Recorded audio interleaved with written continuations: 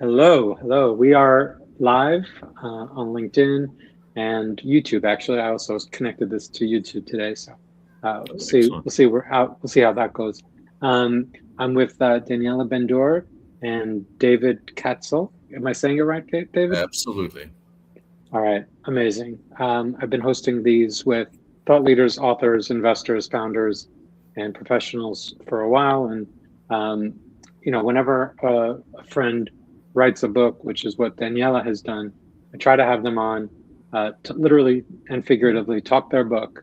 Um, get the conversation going, get the community to get to know them a little bit more, and uh, and then kind of go from there. So Daniela, then David, how about you guys each introduce yourselves briefly, what you guys are up to and a little bit about your background, and then we'll get into the conversation. Thanks again. Wonderful, Ariel. Thanks so much. Such a pleasure being here. I think I've been here last year, so it's nice to be again. That's true. So, my pleasure. Daniela Bendor. I'm a managing partner at IDGB Capital. I've originally from Israel, been here for quite some time and focused on investments, investment banking, corporate finance, really working with predominantly tech companies, some fintech, some healthcare, in capital markets, in very unique transactions and helping them to grow and increase their value. This is kind of been the focus. A lot in Wall Street, some in real operational capacity, and some really working on the board, on the investment side, but also advising CEOs and founders. Okay, great. And my David? pleasure to be here with David, so which is Yeah. a collaborator on the book and my friend. Wonderful, wonderful. It's a pleasure to be here. Over the past 25 years, I've come at this from a slightly different angle than Daniela. I became involved with Intel Capital back in the 90s during the go-go years, and I'm probably proudest of helping really be a catalyst for what became digital sports in the business. And it came out of an initiative at Intel to develop new uses for new users, to move out of the corporate business and into the consumer business. But over the last 25 years, I've worked globally with Fortune 500s and big tech and public sector at companies like Microsoft and T-Mobile, and structured $100 million partnerships and launched platforms and all that kind of stuff. And it's been fascinating to watch all of these technology transitions and the excitement around them and the opportunity for new businesses to start and raise capital. And when Daniela and I started talking and she told me about what she was working on, I got very excited, and she offered me the opportunity to collaborate, and Inside the Capital Game is the result. So looking forward to talking with you more about that.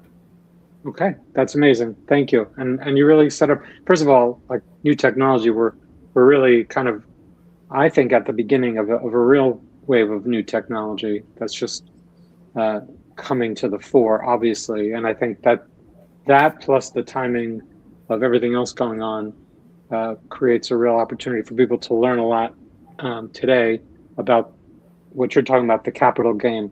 So, Daniela, what does that mean? And how long have you been thinking about putting these thoughts together into a book?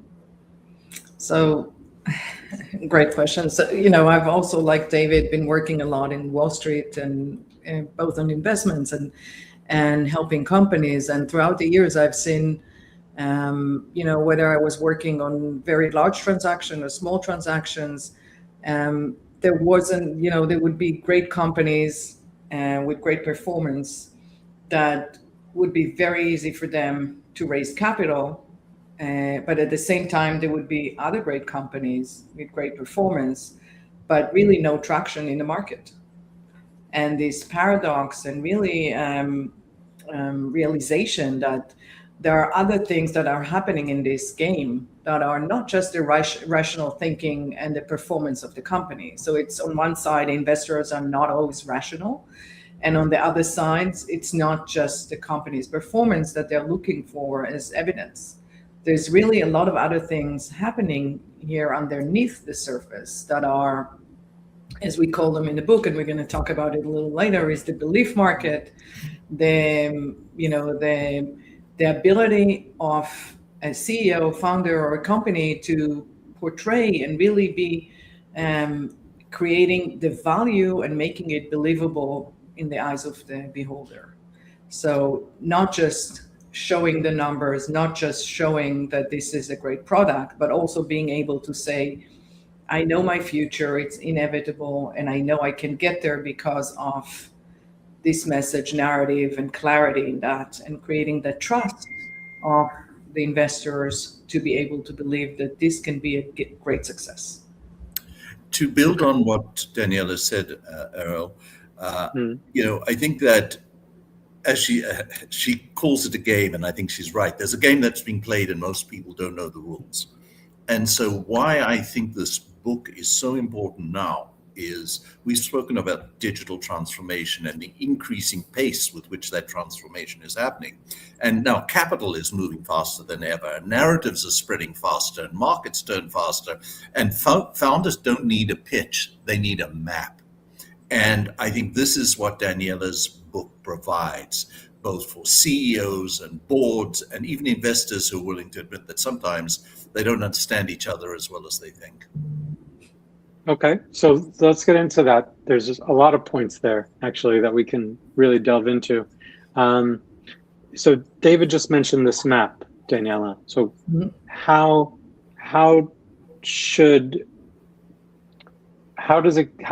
can founders and investors both have either access to the map or knowledge about it so that they can actually, and then understand how to actually read it and follow it to a successful outcome, whatever that might be? Sure. So I think that's, as David was saying, this is exactly what we try to cover in our book. But really there is, there's the well-known operational market where I operate, I have numbers, I have products, I have architectures, and what is very visible.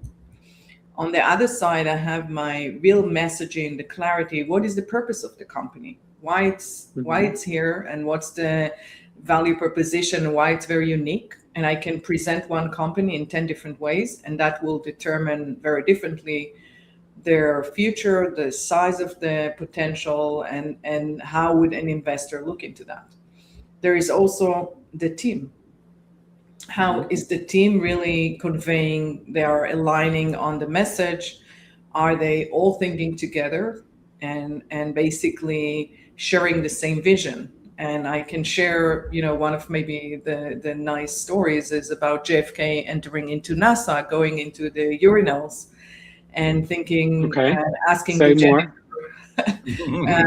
what is it that you're doing here? Like, what's your job here? And like very nicely. And the janitor is saying, I'm putting people on the moon, which is a great example of how a CEO can change the narrative in his company and and clarify and make a message that is consistent from the top guy to every other person within the company. And that creates a message that echoes to investors and echoes to the market and echoes to the clients. And that amplifies and create other values that are not that visible. So this is part of the maps and the architecture we are talking here in this Inside the Capital game. And there are many examples for that. David, maybe you want to expand on that? A little bit at a slight angle off that. I love the story you tell about Tesla. And how a narrative reframes the risk. Because when you think about it from an operational model perspective, Tesla was a perfect example for us, because in 2012, the numbers were terrible. There was negative cash flow, production delays, execution risk. It was a stupid investment. But Elon Musk wasn't pitching a car company. He reframed the entire conversation around accelerating the world's transition to sustainable energy. So he shifted the investor psychology from this is too risky to this is inevitable. Same numbers, different meaning. And that's the core of the book, is that capital doesn't always follow spreadsheets. It follows belief. And I know, but Daniela's going to talk more about belief. Yeah, let's talk about that. So that's a great. I love that. Just to recap, that from too risky to inevitable. That's sort of a great framework and sort of a mindset. And like you said, belief. A lot comes down to belief because founders need their investors to really believe in them, or it's not going to work. So what is the belief market? How does that, is that something that's quantifiable, or it just kind of, you know it when you see it? So wonderful. So it's the belief market is really everything. It's not necessarily quantifiable, but it's as David gave the Tesla example. If you look at Tesla, their operational market was very much a car company, and a car company that is burning a lot of cash, is always delaying their timelines and not being able to make upon their promises. But what happened in the belief market? One, we have an amazing founder. It's Elon Musk. It's maybe the top founder in the world. So that creates a lot of belief and a lot of credibility and trust. On the other side, you have the messaging and the clarity of, we are not building a car company. We are building something very different. And our promise to the market is different. Therefore, our potential is much larger. And as we can see now with SpaceX, which is kind of combining the stories together, he was able to deliver on that promise. It took a while, but it's like he was able to go from the performance market and operational market into the belief market that this is inevitable. I'm creating a different car company, a different energy company, and now I'm actually bringing it also to the moon and to Mars and whatever. And beyond. Right. Yeah, if I could expand on that or summarize that a little bit, Sure. The belief market is the marketplace where investors decide what your numbers mean. You have your numbers, but what do they mean? Where perception and narrative and confidence shape the valuation more than metrics alone. So if you think about it, the operational market measures what you did. The belief market determines what investors think those results mean for the future. Exactly. Because investors don't fund, Daniela's point is investors don't fund spreadsheets, they fund conviction. And more so to David's point, it's not just they don't fund, they like what you have today, but they need to believe in what you can become, because they are buying into your future. They're buying, all the investors, part of the problem is they're seeing so many companies. They're seeing thousands of companies a year, and they're making numerous investments. They can't, like, as an investor, you need to define between the noise and all these things that's happening, who is going to make it and where it's going to be big enough so it's worthwhile my time. Daniela, you were telling me the story of Starbucks, which I think illustrates this well. Yes. Okay. So if you think about Starbucks in the 80s, which is a little early for me, but okay, I would, if you come to New York, a cup of coffee would cost you $50. And, then come Starbucks and are trying to price it at $3.50, which is insane to most investors. If you look at it as a business proposition, who would pay from a rational 7 times more than existing like every other store or corner that you found in New York? And I still like the corner guys, by the way. That's my. So basically, what happened is they have shifted the narrative. You're not buying into a coffee. You're buying into an experience. You're buying into a store that you're sitting there, having conversation, creating relationships, and having a great experience. And you're also setting a new language. So Starbucks started with venti and all these names that no one else is using. So it's really developing the culture around it and the experience around it. And now it looks like so obvious. But at that time, that was a crazy idea almost. But maybe I think another one is Airbnb. Imagine pitching the idea of strangers sleeping in your home. Well, that doesn't sound appealing. It's insane. But I have to say, I actually read a book a different book that was called Building Wealth in America or something like it's like more of a historical look at American history and financial and building wealth and accumulating wealth, more from a individual point of view versus building a business. But it does talk about hoarders were a huge part of people's incomes for a very long time, actually. So it is a little bit like it's strange for us to think about now, but 150 years ago, not everyone, but a lot of people, a big percentage had hoarders just to pay the rent. But yeah, sorry, just to make that little historical point. Absolutely. Interesting. So how did they do it, Daniela? How did they, because you talk about shifting the narrative or creating this new language. So I think even taking to David's point on Airbnb. So Airbnb in the beginning actually was very hard for them to raise capital. It wasn't a success. No one really understood how would, people going to use other people's apartments and I'm not going to let it and etc. And then they've actually changed the narrative and the vision and mission of the company. They started to be a community and all about experiences and vacationing and making it fun and making it easy and having discussion between the founders, between the homeowners and the visitors, and having all these references from other visitors that are giving you also recommendation on great spots there. So it became a full community for vacationing and having fun on holidays, which made it the success it is today. Ariel, I think the point that Daniela is also speaking to that's interesting is one of the tricks here is when a company is making a pitch for investment, ultimately they're going to speak to someone who's going to take the pitch to the investor committee. And if it's a complicated, involved pitch, it's going to fall flat because no one can tell the story like you can. If it's a very simple, easy to articulate value proposition, like it's not coffee, it's an experience. I think that, or it's not a car, it's changing the energy and all that. Yeah. WeWork, the future of work. I know WeWork didn't work out that well. That was a simple pitch. Very sure. So keeping it simple for sure. I think a lot of founders do the opposite. So to say the least, right? So I mean, how many times do we hear a pitch or see a presentation? And it's like, I don't know what we're trying to do here. So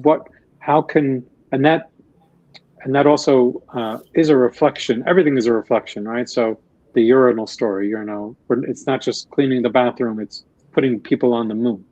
I think that's like such a the context of the business versus the content of what you're doing on the day.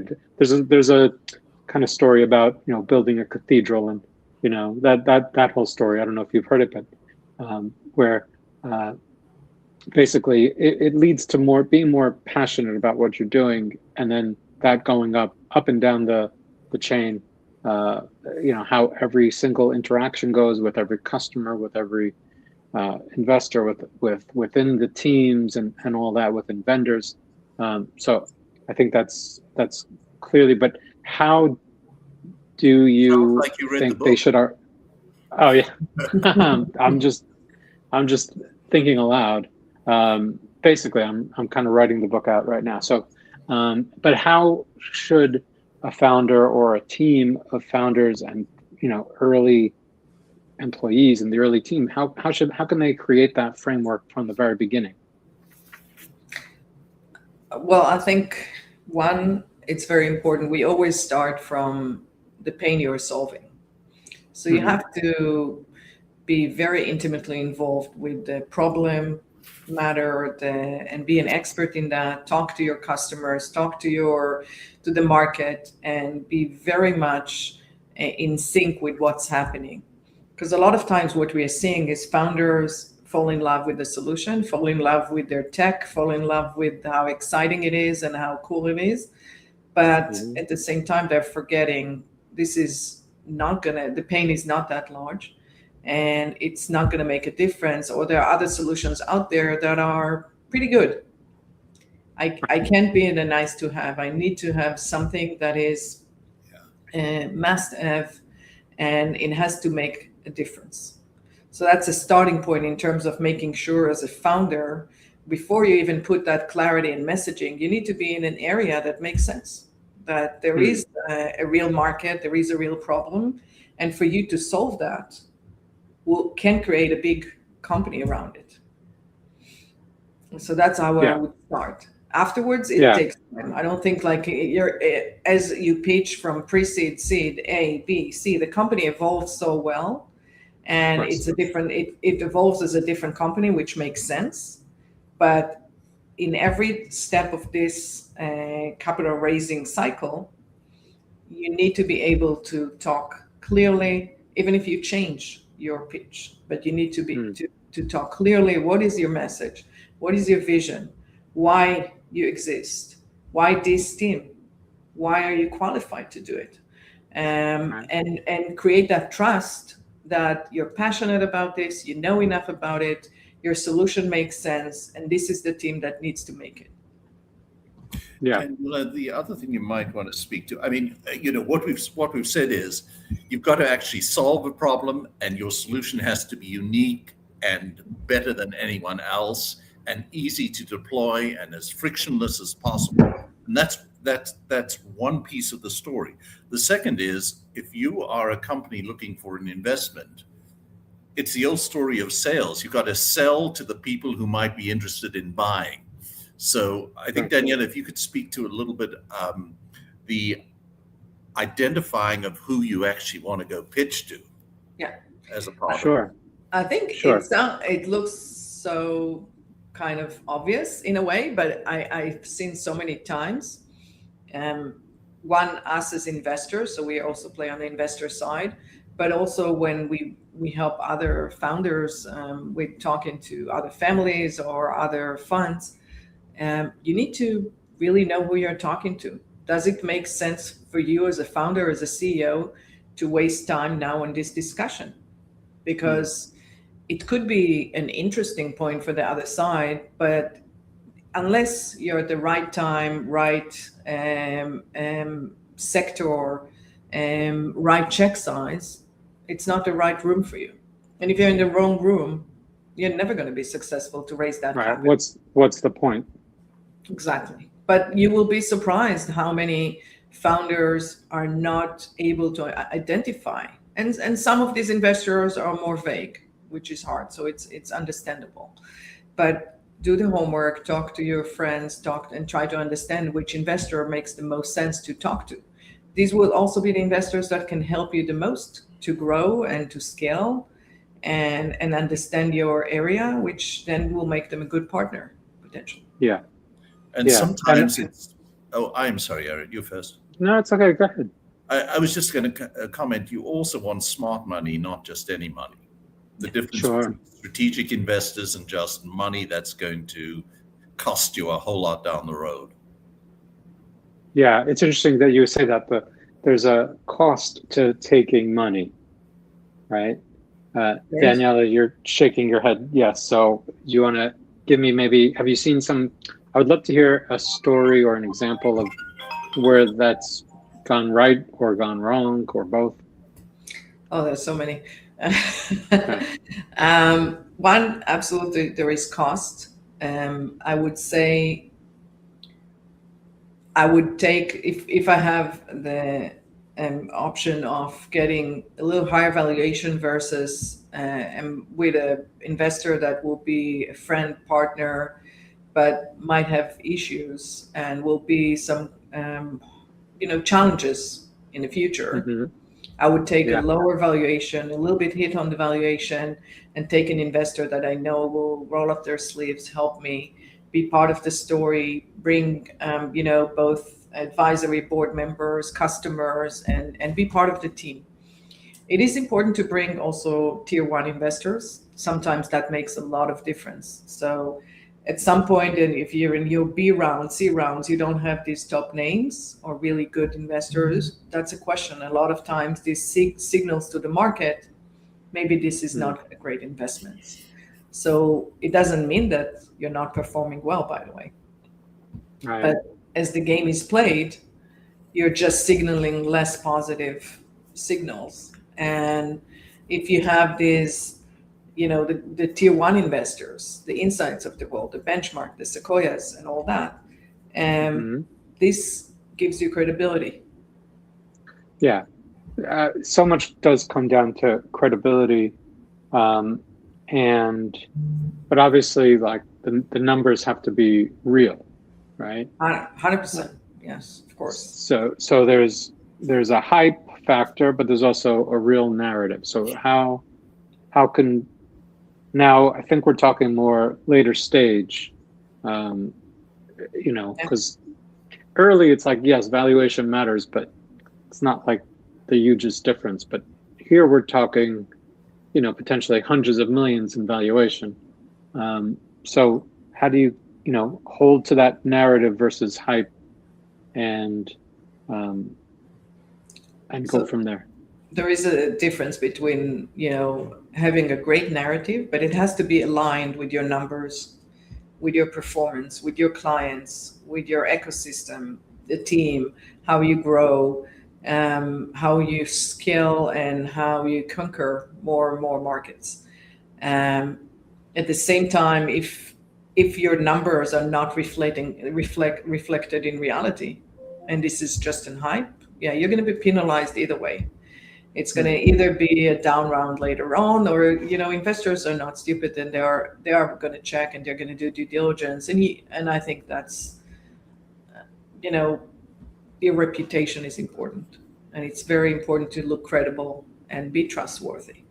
It's okay to create a great narrative. That's investors are looking for people that are, and leaders that can have a narrative that investors, clients, and management can go around and back it. Yeah. But they're not looking for people who are kind of having their own truth. That's not Right. I guess under promise, over deliver really works. So you talked, I saw maybe I haven't read the book, so I have to be honest. I don't. Is it actually out? Is it? Yeah, of course, it's on Amazon. Get there. Amazing. So on the Amazon, I think it said something about the investor operating system. Can you talk about that a little bit? Both of you, maybe one than the other. And I hand that one to Daniela. Yeah, of course. So really, this is not just, basically it talks about investors are looking at your numbers, your management team, the customers, the vendors, the entire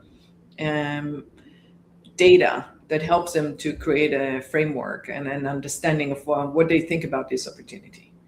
At the same time, they're also creating being human beings, and their behavior is like looking into how consistent is the message. Is there any friction between the leadership team? Are your investors supporting you or not? Are they going to come to this round together with you or not? It means if they're not coming, maybe there is an issue. Right. How are the board members kind of thinking about the company and customers? And that's a lot of interpretation of how believable is your success or your data, and what other assumption can I deduct from that to think, is this risky or not? Can I de-risk it? Can this be a big opportunity or not? And that's really is the operating approach. Got it.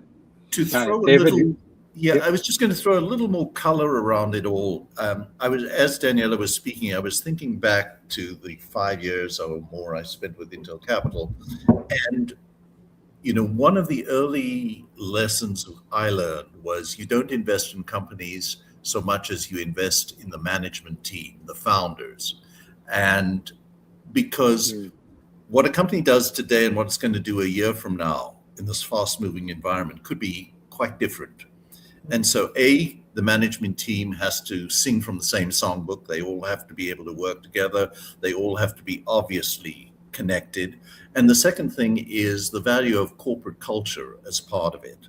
because corporate culture is kind of the operating system for the company as well. It gives you a sense of how people can work together going forward. It's a forward-looking indication of execution durability, for particularly as you move to a later stage of a company. So I've gone off at a bit of a tangent, but all in support of everything that Daniela just said. Yeah, no, and that's obviously an important, because companies get very bogged down and they kind of lose that sight of the mission and the vision.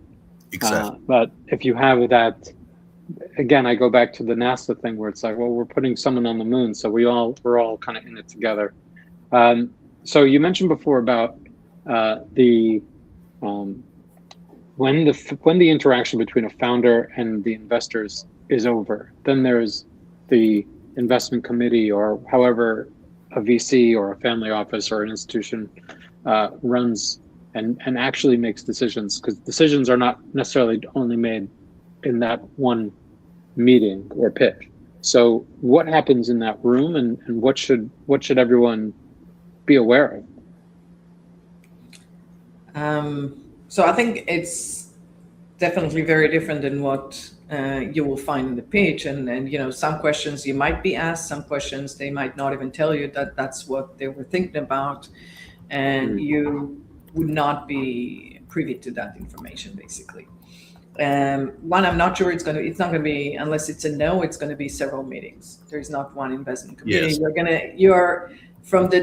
The company needs to think about it as from the day you are showing yourself to the world, whether it's your LinkedIn, your website, your discussions, and with the investors, associates, the secretary actually that is in the waiting room.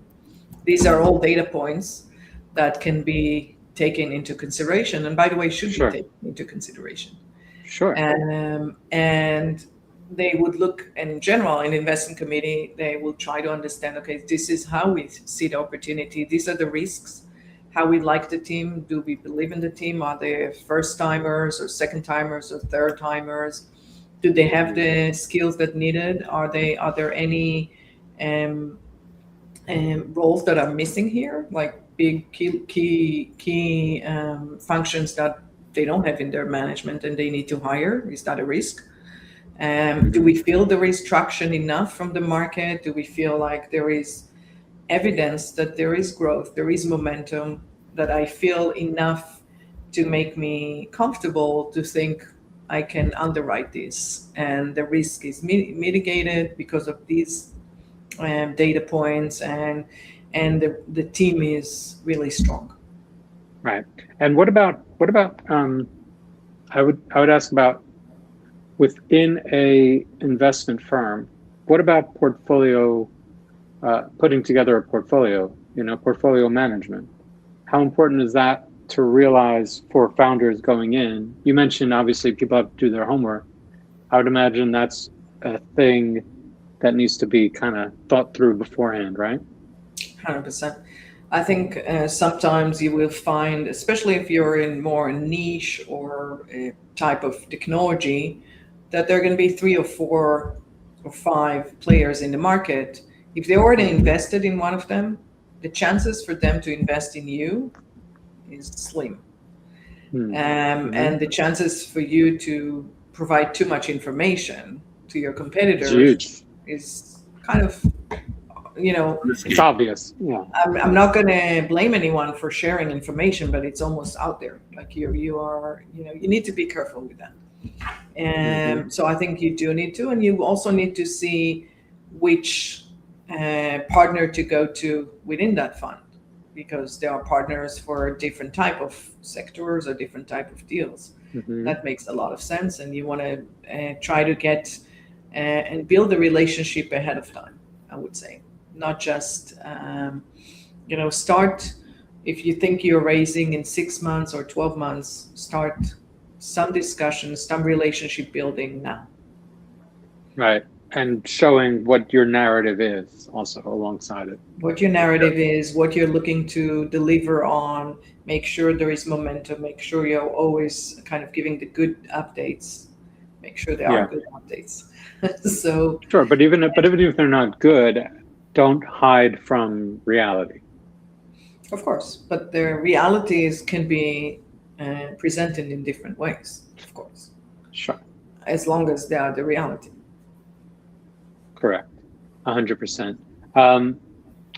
So obviously we're in a big shift here now with AI and everything else really moving very fast. I mean, every day it seems OpenAI and or Anthropic and others are coming out with more solutions to problems or other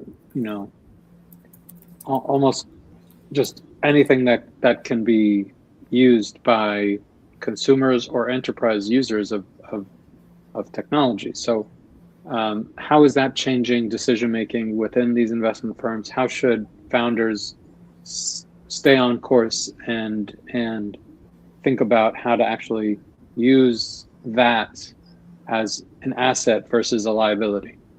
Well, I think that investors want to understand how AI rewires your cost structure or accelerates your learning loops or expands margins or creates asymmetry competitors can't easily replicate.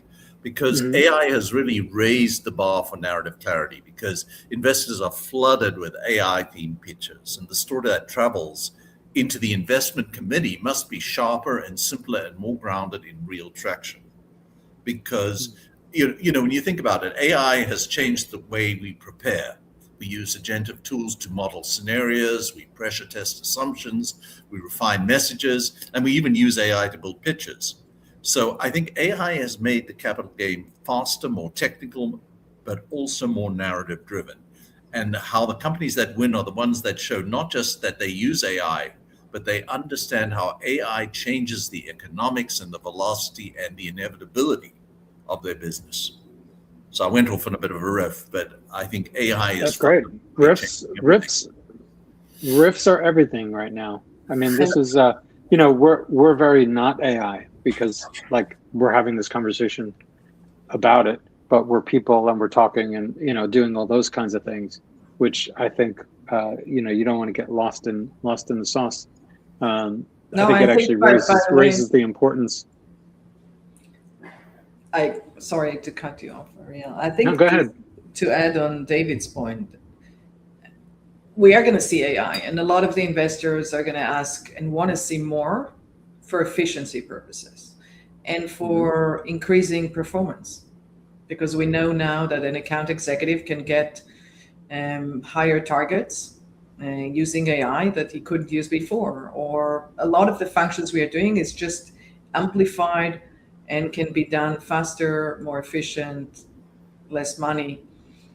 But at the same time, that requires less people know more about different functions to be able to replace that and being able to play with these agents and AI and whatever is coming in the future, because things are not going to just stay like that. Well, Daniela. Oh, I'm sorry, Daniela. You just jump-started a thought which I just ran across, which is the other thing is investors don't want to see massive engineering teams anymore, because you can do so much with Claude and the AI tools. What they want to see is how you're going to make really intelligent use of the tools that are out there with fewer people, because that means you need less money invested and you can operate, to Daniela's point, much more efficiently. Yeah, which goes to your valuation, right? Precisely. It's a nice loop. That's great. So Daniela, I really want to get a clear, just final thought here, because we talked about mission, we talked about the vision that a company or a founder has to have. What is your vision for this book, putting it out there in the context of all your work and what you're building and working on? So it's coming from the investment side, investment banking, helping companies and sitting on boards and really seeing how this can be helpful for them and for every company out there that is playing in the capital markets to move from just performance-based to creating eligibility of the value, the narrative, create the trust, and create the anchoring the parts of the company that can be amplified and bring that valuation to a much higher one. And I think moving from that, the performance to real traction in valuation and increasing valuation, and helping companies to get to their capital raise in the right way. Because this is really the oxygen for you to be able to perform your mission and your vision and creating very successful companies. That's kind of what this book is about. And the book is for founders and CEOs and executives and board members and investors and family offices to be able to look at this from a 360 angle of how to make their companies more successful. I think in a way, the book is an operating system for raising capital, and we're trying to replace all the guesswork with some clarity, and we want to turn fundraising from a kind of a reactive scramble into a more deliberate strategic act. And I think the vision is pretty straightforward. When the readers finish the book, we want them to understand how belief is built. We want them to understand how decisions are actually made. We want them to understand how to architect inevitability instead of hoping for it. And in a way, we'd love this to be a field guide for founders and CEOs so they return to it before every raise and every inflection point. We want to change not just how they pitch, but how they lead, in point of fact. That's a big vision. That's great. And I think I put the link for the book here in the comments. So obviously everyone should go follow Daniela, David. Any other projects or exciting things you guys are working on that you're looking forward to that you want people to know about or just to tell us about? Well, at any given time, as you know me, we are working on different type. We're actually now looking at two amazing opportunities. One in the C round level, that is a new chip that is actually competing with NVIDIA and AMD and is replacing AI inference at a much more efficient and fast ways. With already customers from Oracle. We're looking into a data center that is in the ocean and able to, and connecting directly to Starlink, if we talk about Elon Musk. So, and that's going to be, this is like a SpaceX potential, but it's earlier stages, obviously. And a lot closer to this planet than the other alternatives, I guess. Yes. But we always love to look at very exciting opportunities and to work with companies to help them to get to their full potential. And on the book front, we're talking about creating an executive playbook for building a corporate venture portfolio. So like Intel Capital, a lot of companies are now building venture portfolios because that's where they see the new ideas and the possibilities of where the companies are going. So it's going to be a field guide for companies who want to matter 10 years from now and understand that shaping the future takes kind of more than a lab and a budget for a latte. It's going to take some clarity and discipline, and we're trying to help build a framework and offer advice on how to build a corporate portfolio, a strategic corporate portfolio. Yeah. Well, it's funny, as you said that, I was thinking of, we talk about the successes a lot, and I think that's important. Obviously, the Starbucks of the world and all those others. So obviously, WeWork kind of exploded.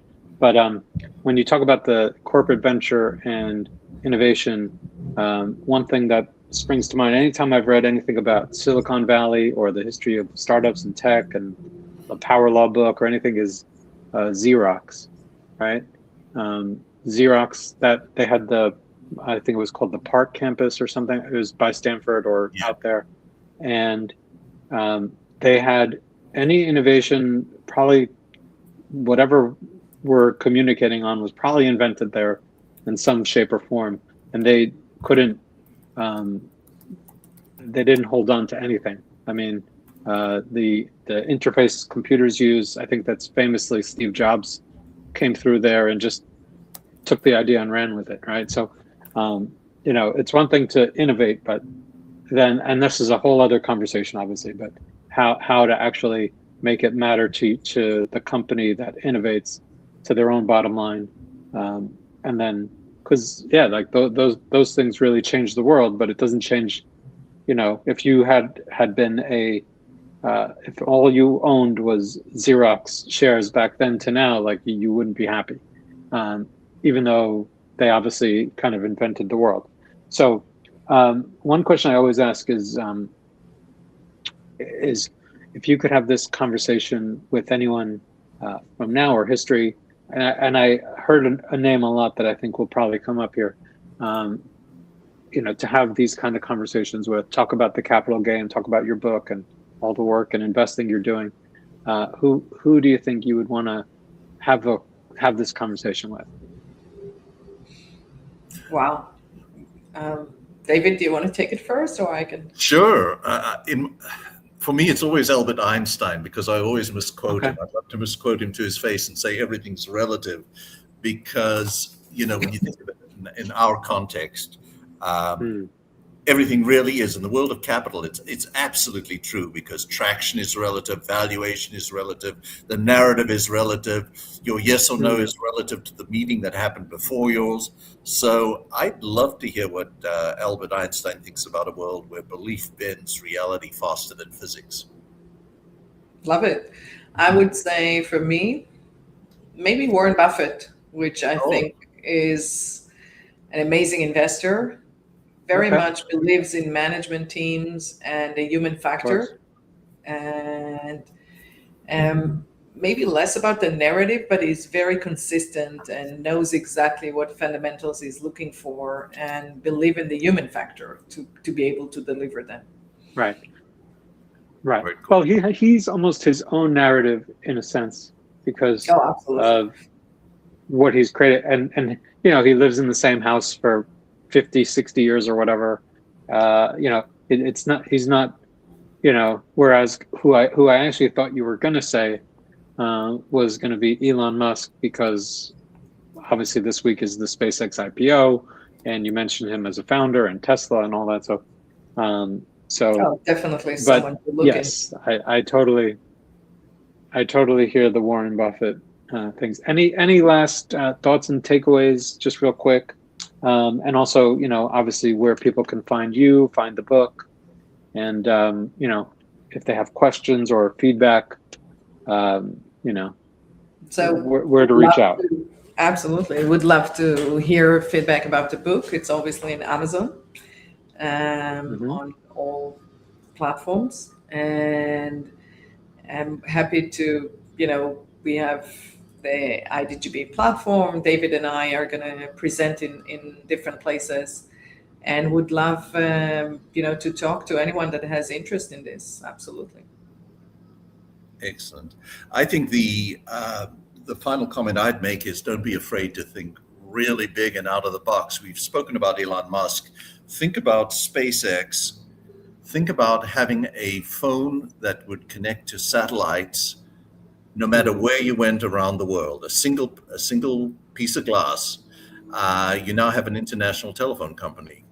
So what does that mean for T-Mobile and AT&T and Verizon and all the other telcos? Has he completely reinvented that entire marketplace? And I think that's the idea of thinking big, thinking out of the box, and not being afraid. Okay. No, that's excellent stuff. Thanks, guys. Really appreciate your time today. I'm going to have to get my hands on the book, Daniela, hopefully soon, and then we'll talk about it in person. I look forward to seeing you all in person soon.